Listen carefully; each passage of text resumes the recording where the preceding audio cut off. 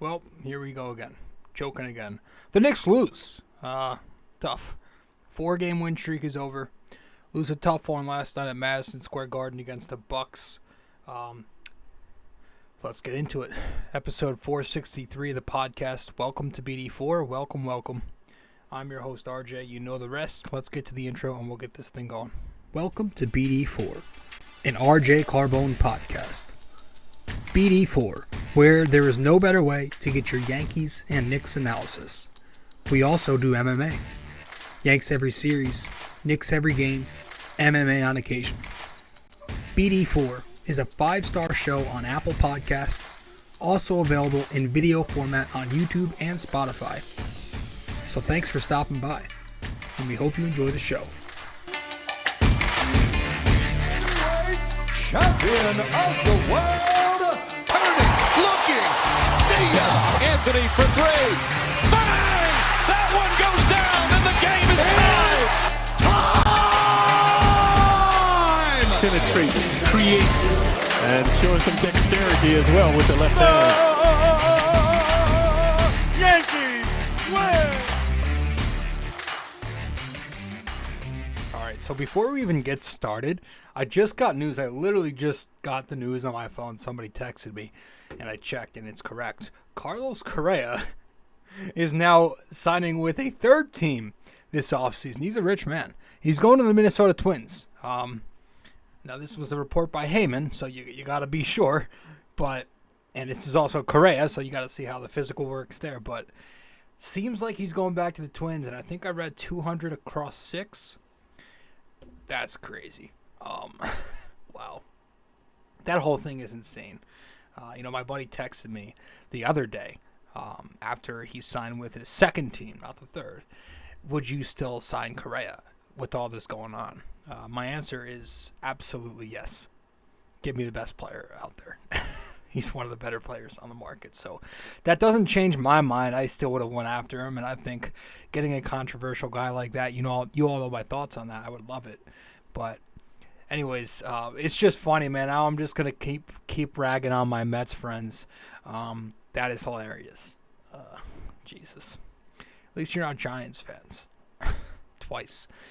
So we're talking Knicks. I was going to start this one off by talking about some other things first, but I just kind of want to get into this Knicks game and get this episode through, talk about what we need to, get to the point. But I do want to say, if you haven't watched Tulsa King, definitely watch it. The last 2 episodes were great. The finale was this past Sunday. Very good. Definitely check that out. Season 2 will probably come out next year, I would say. Great show. Stallone was great. 1923, if you're a Yellowstone fan, check that out. The mid-season finale was just this past Sunday. So, we're going to be without the show for a month. And I also, with having Yellowstone on break until the summer, having Tulsa King over for a while, I started 1923 for a month. I started watching one of the more popular shows that, it's one of those shows that people consider top flight of all time, Boardwalk Empire. I figured if I liked Sopranos so much, kind of another Jersey crime mob thing in Boardwalk Empire, and I'm enjoying it. It's with Steve Buscemi, and it's fucking good. I like it. I'm about a little more than halfway through the first season. Your Honor is also another good show I recommend with Cranston. This is for all the people who always ask on Facebook, do you have anything to watch on Netflix? I'm giving you a good list. Although some of these are on their own networks, like Paramount. Your Honor is a good show. It's on Showtime with Cranston. Definitely check that out. Read about it if you can. A show that wasn't good. Jesus. Last night's national championship. That was an absolute joke. So definitely don't go and look those highlights up because snooze fest. And then the Knicks, which again, this is a team that I didn't expect to beat the Bucks last night, but it was competitive. The Knicks put up a very tough fight. It was a very defensive-minded one last night at Madison Square Garden. But they dropped it 111-107 after choking away a big lead. The first quarter was full of bricks. The Knicks, the Bucks, Randall, Christ. Basically everybody but Brunson early on. But the Knicks found a rhythm. They went up as much as 18 points. Late third quarter, they were up 17. But they left Joe Ingles open for a three-pointer. And that was kind of the domino effect. That was the end of their dominance. And once you give the Bucks a window, they're going to take it. The Bucks from there, from late third quarter and on, which is like the remaining 16 or 17 minutes, from that Ingles three, they finished up the game on a devastating and impressive 58-37 run. It was Ingles, Holiday, Lopez, those three torched the Knicks, especially the latter two torched the Knicks down the stretch. And the Knicks lose. They lose by 4 after leading by nearly 20. They dropped this one by 4 points. It was a vile, repulsive choke job that, I'm having a hard time getting over. But, at the end of the day, I slept on it. And I do want to say that this win or loss, I will, and I usually don't do this because I hate when people do it, but I will simply give a lot of credit to the Bucks for just being a better, much tougher finals contending team. I think it came down to them just being better. And when I mean being better, I don't really mean just having more talent, like having the star, which is a case on a lot of nights. The Knicks obviously not having a star and other teams with a star showing you why the Knicks need a star. Last night, I just mean the Bucks are just more versatile and a tough cover. And to me, that's why the Knicks lost this game. You had Drew Holiday knocking down contested shots down the stretch of the fourth quarter. They have good outside shooters in him, Connaughton, Grayson Allen, Joe Ingles. They got a stretch 5 in Lopez who can play defense as well, play down in the paint as well. And of course, the Knicks are giving up some of these looks because they pretty much have to overcommit on the drive in order to contain Giannis from going off. And they did. They contained Giannis pretty well last night. He only had 22 points, shot 40%, only got all 15 shots. This is a guy who averages damn near 35, 12, and 7, right? And shoots at 60% every night. And when he plays the Knicks, he does that and more. So we contained him, but the problem was, again, the Bucks just have the depth. When Giannis is off or neutralized, they have those 4 or 5 guys that I just mentioned to hold it down for them. And that's why they're contending for a finals and the Knicks are not. They have a star and they have excellent depth behind him. The Knicks do not have a star, and they've got solid depth right behind their mid-3. So the Knicks, they contested well, I thought. It was the same scheme, which, as frustrating and as ultra old school as it can be, it has worked. They give up a lot of threes, but the percentages are good. It's just that when it doesn't work, it really doesn't work. But yeah, I mean, I thought they schemed fine. Drop coverage and packing the paint. They collapsed on Giannis from every angle, right? They built that circular wall that they always do on him. And if the Bucks made a kick out, the Knicks closed out hard. I thought we rotated well for the most part, and overall played good defense for the most part. And I'll get to the for the most part in a second. So I think it was just a mix of different things, and I want to talk about that when we get back from break. So stay with us, and we'll be right back. Hey guys, so if you are a listener of the podcast often and you want to know where to find me on social media, you can find me on Facebook at BD4. You can find me on Twitter at BD4Pod. And you can also find me on Instagram at RobJCarbone. BD4 is located on many different platforms. You can listen to the podcast on Apple Podcasts. And if you do there, be sure to give us a 5-star rating and review. You can listen to it on Spotify, but you can also watch the podcast on both Spotify and YouTube. BD4 is available on many other platforms as well. All you got to do is search it up. Apple Podcasts, Spotify, YouTube, and much more.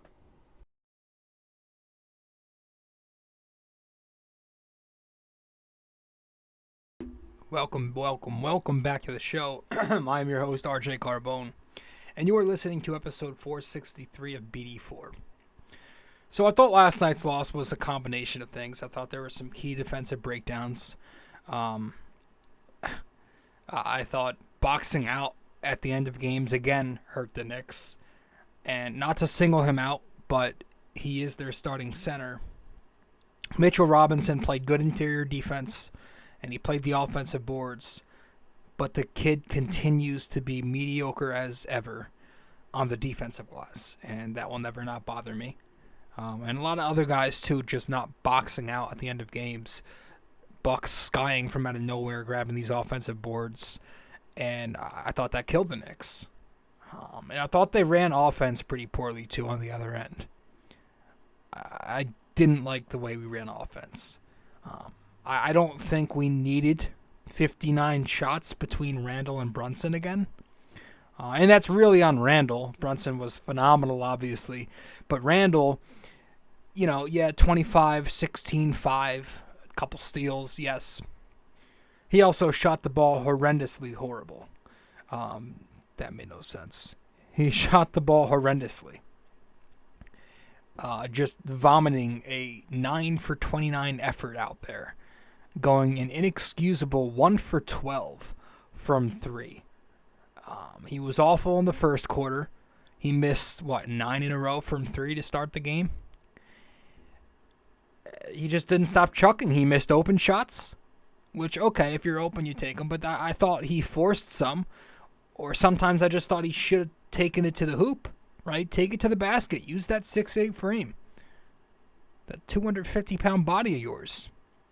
He was hesitant on other looks, especially that floater towards the end of the game. He had in the middle of the lane there. Didn't take it, and he passed out. He had some bad mid-air passing decisions once again. It's a cardinal sin. Clyde will tell you that. Terrible clutch play, but that's nothing new. He's probably historically terrible down there in the clutch. If you break the numbers down, I would assume you'd find Randall one of the worst Knicks ever in crunch time situations. I will say he played strong defense and continued to play the glass. But again, offensively, a big part of why the Knicks weren't great. Those 29 shots, a good portion of them could have went to your starting two-guard, Emmanuel Quickley. And I thought Quickley was great, especially in the first half. But he finished with 23 points after 15 in the first half. Shot 9 of 14, 3 of 6 from 3. He had 4 rebounds. There was no reason, with how well Quickley was going, that he should be taking less than, or much less than 20 shots. He was hot, so I thought he definitely should have been featured more. I thought Randall played a bad game last night. And he's been hot, but I'm going to say it how it is. Last night, Randall wasn't good. But we really just have to find a way to move the ball more. I don't ever think we're going to be a team, as much as I hate to say this, that plays super fast. Knicks slow it down. As long as Brunson is point guard, the Knicks will play a slower half-court game, that get into their sets like that. Whatever. But we do have to stop going ISO as much as we do. And again, maybe part of this is not having RJ Barrett to help out with the scoring. But again, last night, 16 meager assists. and just slow, a lot of standing around sometimes, these ISO-only actions. It's just not the way. You have to swing it around. You have to find guys on a dime. Just look at the way the Bucks played. I don't like the ball movement being as bad as it is. It's got to improve. I don't know how. We just never seem to be a team who move the ball that much. I don't know why. We have a point guard. And is the ball movement better than it was last year? Yeah, of course. But it's still not great. It's hard to point my finger on what it is that's still causing this ball movement to be so stagnant. Again, Randy was a big reason for it, but just overall, game to game, it's lackluster more than it is outstanding. And the bench needs to be better. That's another part of the reason we lost last night. They only had 9 total points. Just, again, zeros out there from these guys. And 2 of them gave you nothing on either end, yet they still continue to play. And that leads me to my Tom Thibodeau criticism about last night. And let's be clear, before I get into this is not me hopping on the popular, or what's become popular after every Knick loss, fire Thibs train. No, that narrative is what I believe it's irrational. I think it's thoughtless and it's very dense and brainless. But I will, criticize the guy when I think he deserves some criticism.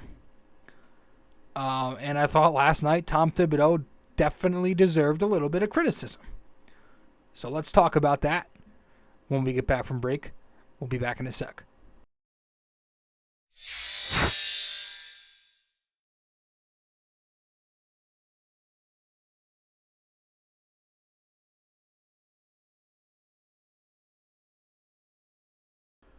All right, we're back.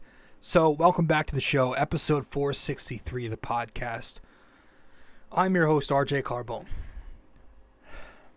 So, again, I'm a Thibs guy. I have hopped off that train from last year where I was fully on board with it. But I get it. I've seen the light. But last night I didn't love what I saw. And I'm not, again, I thought the defense, I thought we schemed as best as we could have with the team that dominates the paint like the Bucks with Giannis. But there were times defensively and there were a lot of times offensively where we were getting killed out there, and we could have not gotten killed out there had we stopped running out Hartenstein and Fournier. Fournier was getting fried like a Thanksgiving Day turkey. Joe Angles was cooking him. Fournier was just mindlessly wandering in the middle of the paint while his man is wide open in the corner for 3. Clyde was even PO'd on one possession. And I will give Fournier credit for the three-pointer in the fourth. Got a big stop and a rebound. Cute, great job. But his defense is horrendous. And it's so bad that he's got to be on fire offensively to be, making even average impact out there. But it's not like he was doing that. He wasn't sniping. He was 1 for 4. And he has been pathetic offensively all season for the Knicks. Before he was kicked out of the rotation earlier in the season, his first 13 games, he shot 34%. 33% from 3. After being reinserted into the rotation lately, in 6 games so far, he's 36% from the field and 26% from 3. So he was terrible before, still terrible after. He's been terrible all year on both ends. And I understand right now Fournier is forced to play, basically, right, with the injuries, the washing up of Derrick Rose and the banishment of Cam Reddish.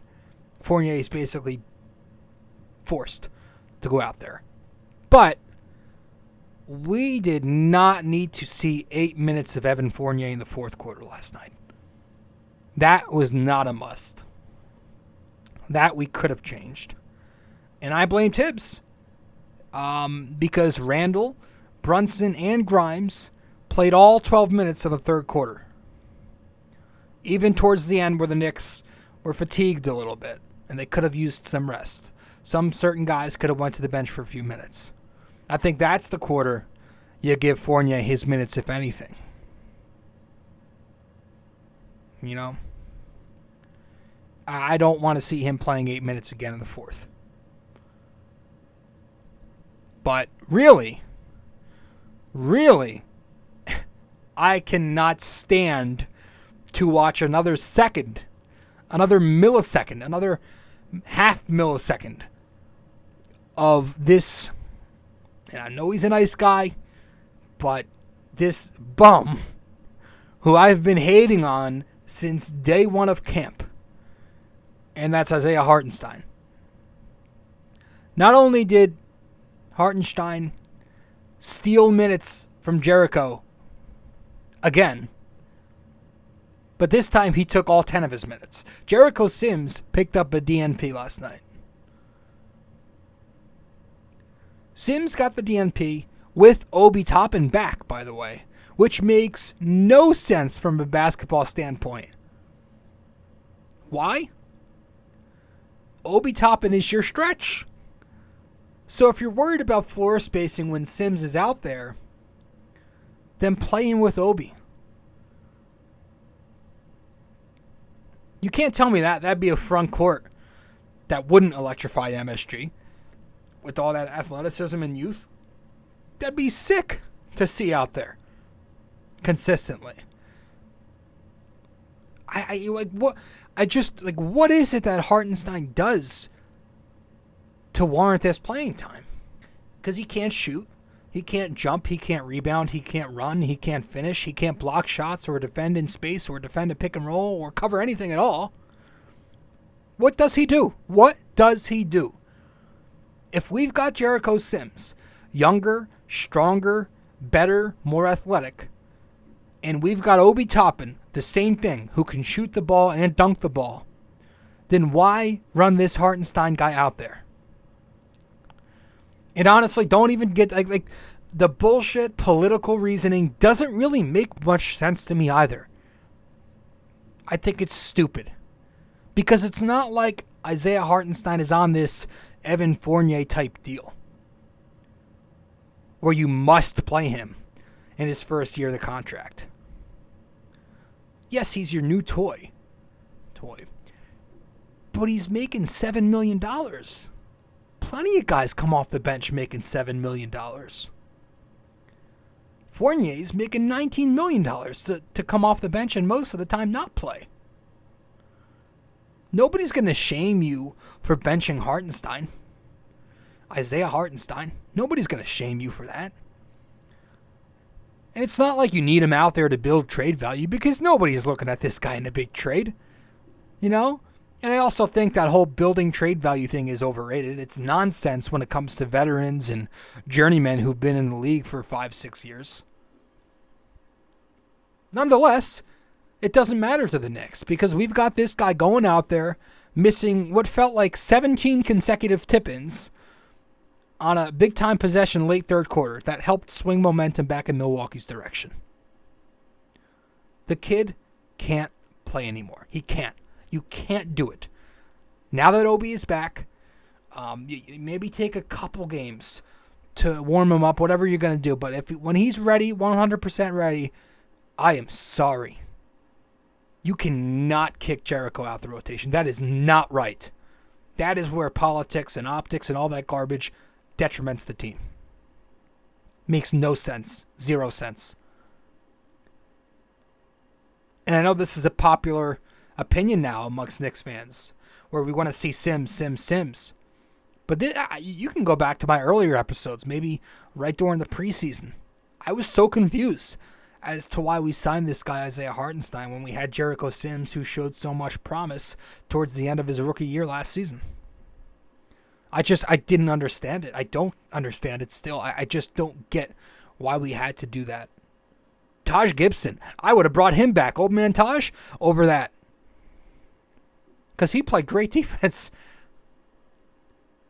He was a good leader. I do not like this Hartenstein guy, and I think it's so disrespectful. At this point, it's disrespectful. Earlier in the season, it was understandable. Then it started to get questionable. Now I just think it's straight up disrespect to one of your younger prospects to not play him and have this guy who's dollar store Cantor play over him.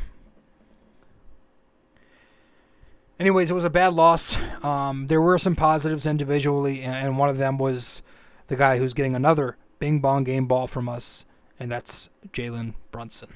Bing bang. I mean, what else is there to say? 44 points, 7 rebounds, 4 assists. He shot 15 of 30 from the floor, 4 of 10 from 3. But the Knicks wasted another masterful, special, artistic performance from Jalen Brunson. He was good from the get-go. He put Holiday in foul trouble early. He cooked whichever bum came in for him after that. Was it Carter? And he just continued to cook throughout the entire game. 20 points in the first half, 24 in the second half, 18 in the fourth quarter specifically, with just big-time bucket after big-time bucket again and again and again. Top of the fourth quarter, Milwaukee scores.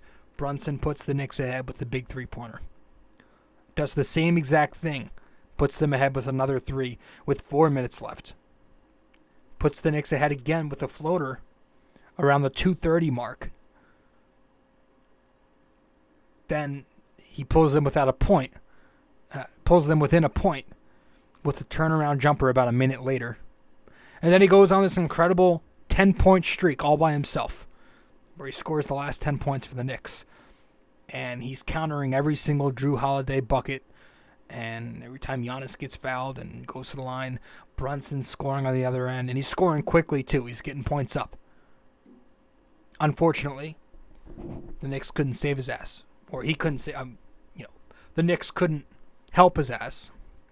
And Grimes, although he was trying his hardest to contest, gave Holiday too much space. And I don't know if he's got a very short wingspan or it's just me, but Holiday was cooking him on like 3, maybe 4 consecutive shots towards the end there, and that ended up being the final nail in the coffin for the Knicks. They lose. But Brunson was unbelievable, no question, and a career high once again. And that was his 20th game ball of the season. So he leads the team. He was rebounding too. I thought he was really helping out on the boards. He was even boxing out Giannis on a sequence. He made the hustle plays. He was grabbing some long baseline rebounds to start the fast break. I thought he was good. He was knocking down free throws again, which was good because there was a point where he was struggling badly at the line. But it's a good sign. We saw him go 10 for 10 last night. So I thought he deserved absolutely a game ball. And then he also gave another game ball to Deuce McBride. This one I really don't know why. I can't tell you why. Everyone on the bench, everyone else was putrid, including him, putrid offensively. But at least Deuce McBride played the best defense. Like, if there was a night nobody deserved getting a game ball off the bench, this was one. Because the bench just doesn't score. And I don't know if we just need to get healthy, or we might have to just trade for a bench guy. But it depends on if Thibs is going to expand the rotation to 10, which I don't think he is. But I still would prefer making a move for a bench piece, some wing who can come in here and score some points. And, you don't always have to run 9 out there, Thibs. I thought Mitch Robinson, I thought Mitch was okay. I didn't love what I saw from him, but I did, again, like we said, well, the good things were he offensive rebounded. That's always going to be strong. He had 3 more. He had some assists in there because of that. His defense, I thought the interior D was better. Thought he did okay in drop coverage on the perimeter with Lopez. But he definitely contained the paint. He prevented Giannis from anything crazy. The Bucks only had 30 total points in the paint. And, again, the perimeter defense out of the drop coverage, there were times where he gave a bit too much space to Brook Lopez, who scored 17 and, canned 3 3-pointers. But even on the open looks he gave him, I thought Mitch closed out well. He closed out hard. He's got the wingspan, so he knows he can, with the wingspan and the athleticism, he can play a little farther off. I thought he was good. It's just the defensive rebounding that's never been a strength, unfortunately. But all in all, it was a tough loss. Would have been nice to get a statement win against a finals contender in the Eastern Conference. The Knicks don't seem to have a statement win yet. But I'm not stressing. I just, it's probably not going to come. This team, again, for the millionth time, they just are who they are. They are mediocre until they build up enough of a resume to get that star and make them more than mediocre. So, with that said, let's wrap it up here. Head to break, get back, do the question of the day, and that'll be that. All right? Be back. We also have a website now for BD4. If you go to BD4blog.com, you can find the blog, the podcast links, and also where to find me on social media. Just go to BD4blog.com.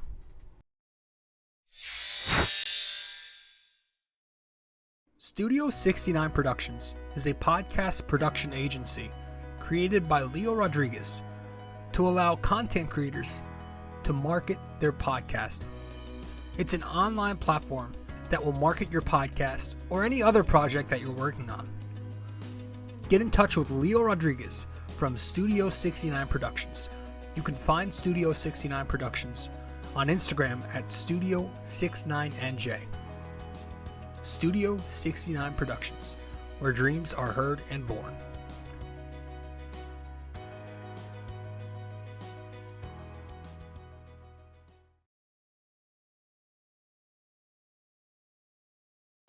All right, welcome back to the show, episode 463 of the podcast. Welcome to BD4, where there's no better way to get your Yankees and Knicks analysis.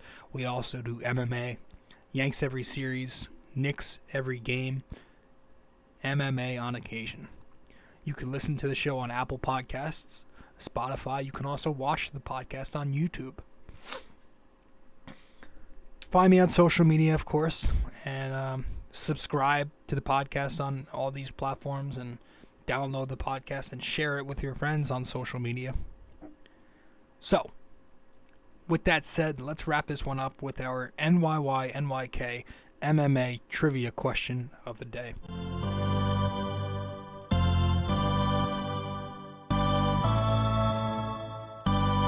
All right, so for this episode 463 of the podcast, our NYY-NYK-MMA trivia question of the day, as I stutter over my words.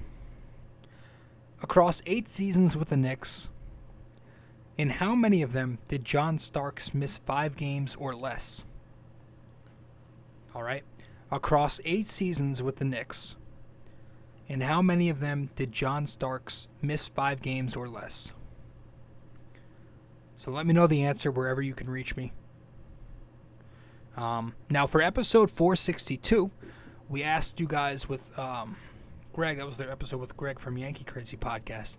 Our trivia was a true or false, saying that Jeter ranked outside the top 10 in home runs for Yankees history. And Greg was the one who got the answer correct. He messaged me, and he said that's false. Jeter is top 10 in Yankees home runs and franchise history. And he's correct. So Greg from Yankee Crazy Podcast, go check out his show. He's great. Good job, man. You're like the only one who takes part in this shit, but I appreciate it. So one last time, across 8 seasons with the Knicks, in how many of them Did John Starks miss 5 games or less? All right. That's it. That is it. That is all. I appreciate you guys stopping by. And I'm going. I got some work to do. And I'll see you in 464. I think it's the Pacers next. The Indiana Pacers, which is it's a big game. Not because I hate the Pacers, but because I believe whoever wins this gets that number 6 seed. Pretty sure that's the case. The Knicks are now 22-19 on the year after this loss to the Bucks. Again, 111-107 final score. Yeah, it was just a combination of things, like we said, like we discussed. So I hope you guys enjoy the show. That's it. I'm your host, RJ. Episode 463 is in the books, and I appreciate you stopping by. Later. This episode was brought to you by Anchor.